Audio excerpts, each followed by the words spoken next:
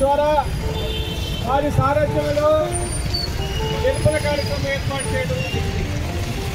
చాలా మంది ప్రశ్నించవచ్చు, దేనికి నిరసన చేసేది, దేనికి కొవ్వొత్తుల ప్రోగ్రాం అని. 22వ తారీఖు ఏ మతానికి సంబంధం లేని, ఏ కులానికి సంబంధం లేనటువంటి నూతనంగా పెళ్ళైనటువంటి వారు విహారయాత్రకు వెళితే అక్కడ ముష్కరులు దారుణంగా వారిని కాల్చడం జరిగింది. అక్కడ ఏ దేవుడు లేడు, ఏ దేవాలయం లేదు, ఏ మతం లేదు, ఏ కులం లేదు. ప్రకృతి సౌందర్యాన్ని తిలకించడానికి వెళ్ళినటువంటి అమాయకుల్ని అమానుషంగా మరి ఉగ్రవాద మోకలో కాల్చి చంపడం జరిగింది. మరి వాళ్ళకంత ప్రతీకారం ఏమిటి? ఎందుకు వాళ్ళని కాల్చారు? ఎందుకు వాళ్ళని చంపాల్సి వచ్చింది? వాళ్ళు ఏ మతానికి కానీ, ఏ కులానికి కానీ, ఏ జాతికి కానీ వ్యతిరేకంగా అక్కడికి వెళ్ళలేదు. వారు అక్కడ ప్రకృతి సౌందర్యాన్ని తిలకించి ప్రకృతి సౌందర్యాన్ని ఆస్వాదించడం కోసం మాత్రమే పోయారు. ఏంటి అంత దుర్మార్గం? ఏంటి అంత ప్రతీకార చేర్చ? అంత విఘాతం ఏంటి? అమానుషంగా మరి వాళ్ళని కాల్చి చంపినటువంటి వైనాన్ని ఒక్కసారి యావత్ భారతదేశ పౌరులందరూ ఉలిక్కిపడే విధంగా వారు అక్కడ వారిని చంపడం జరిగింది. ఆ చంపడం అమానుషంగా భార్యాభర్తలు కలిసి ఉంటే భార్య ఎదురుగా భర్తను కాల్చివేశారు. ఎందుకు నా భర్తను కాల్చివేస్తున్నారని ప్రశ్నిస్తే ఆమెను కూడా కాల్చివేశారు. అక్కడున్న జంటల మొత్తాన్ని 26 మందిని విశిక్షణారహితంగా చంపారు. దానికి నిరసనగా ఈరోజు వారి ఆత్మకి శాంతి కలగాలని ఈ యొక్క గణని వాళ్ళు అర్పించే దాంట్లో భాగంగా మా భారతదేశంలో వంటి కార్యక్రమాన్ని ఏర్పాటు చేయడం జరిగింది. మేము అడుగుతా ఉన్నాం, ఆ ముష్కర్ల తరఫున ఎవరైనా మాట్లాడాము వారు ఉంటే, ఇక్కడ రాజకీయం లేదు, రాజకీయ పార్టీలు లేరు. మానవతావాదంతో మానవుని యొక్క నీతి నియమాలతో మాత్రమే ఈ కార్యక్రమాన్ని ఏర్పాటు చేయడం జరిగింది. ఈ కార్యక్రమాన్ని ఏర్పాటు చేయడం జరిగింది. కొంతమంది వక్ర భాష చెప్తున్నారు, కొంతమంది కేంద్ర ప్రభుత్వాన్ని గురించి విమర్శిస్తున్నారు. ఇక్కడ కేంద్ర ప్రభుత్వానికి సంబంధించింది కాదు, యావత్ భారత ప్రజానికానికి సంబంధించిన విషయం ఇది. అక్కడ మరి కేంద్ర ప్రభుత్వానికి సంబంధించిన మనుషుల్ని కాలవలేదు, కేంద్ర ప్రభుత్వానికి సంబంధించిన పార్టీ వారిని కాలవలేదు. అమాయకులు భార్యాభర్తలు వెళ్ళినటువంటి వాళ్ళని దారుణంగా కాల్చివేశారు.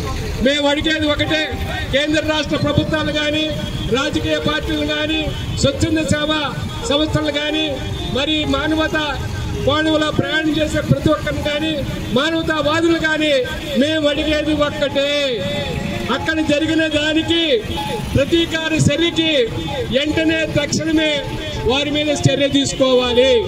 మన సరిహద్దులో ఉన్నటువంటి మూకలు మరి దాస్తకానికి పడి దాస్తికత్వంతో మరి విశిక్షణారహితంగా మన భారతీయులు చంపుతా ఉన్నారు.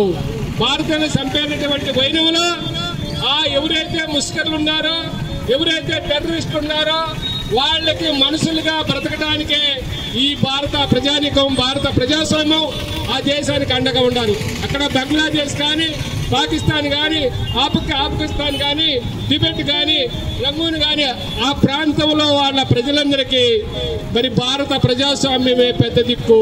భారత ప్రజాస్వామ్యమే వారు స్వేచ్ఛా జీవులతో మరి ఆనందంతో, సంతోషంతో, భయం లేకుండా బ్రతకడానికి మరి వాళ్ళు సహకరించినటువంటి భారతదేశం మాత్రమే. ప్రపంచంలో ఏ దేశం ఆ దేశంలో కాపాడలేదు, ప్రపంచంలో ఏ దేశం వాళ్ళకి అండగా లేదు.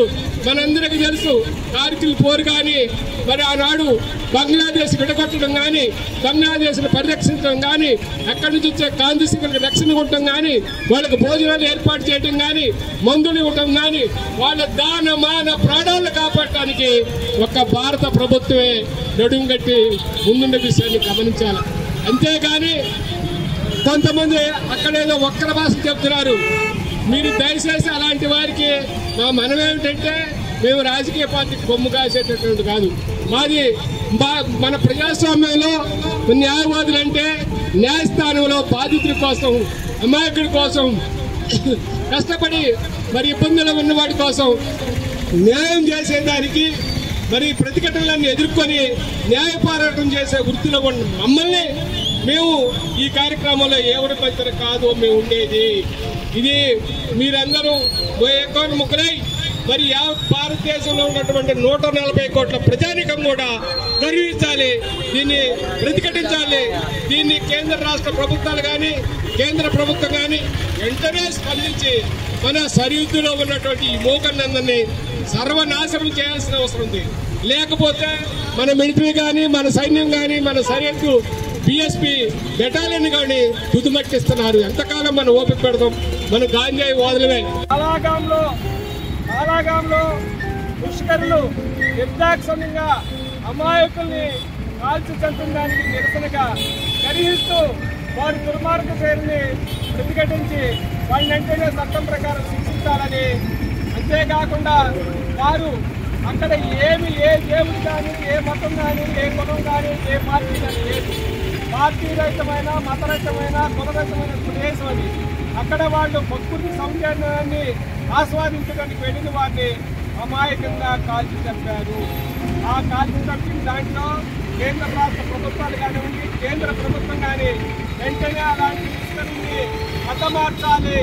లేకపోతే భారతదేశానికి ఉప్పు వాటిల్లో ఉన్న విషయాన్ని మన ప్రభుత్వం గమనించి వాళ్ళపై చర్య తీసుకోవాలని ఆ న్యాయవాదులు మొత్తం మన జాతీయ భారతీయులు కానీ రాష్ట్ర భారతీయులు కానీ జిల్లా భారతీయులు మొత్తం ఏకోన్ముఖంగా ఈరోజు ఈ కార్యక్రమాన్ని నిర్వహించడం జరిగింది. నాడు స్వాతంత్ర పోరాటంలో కూడా న్యాయవాదులే ముందున్నారు.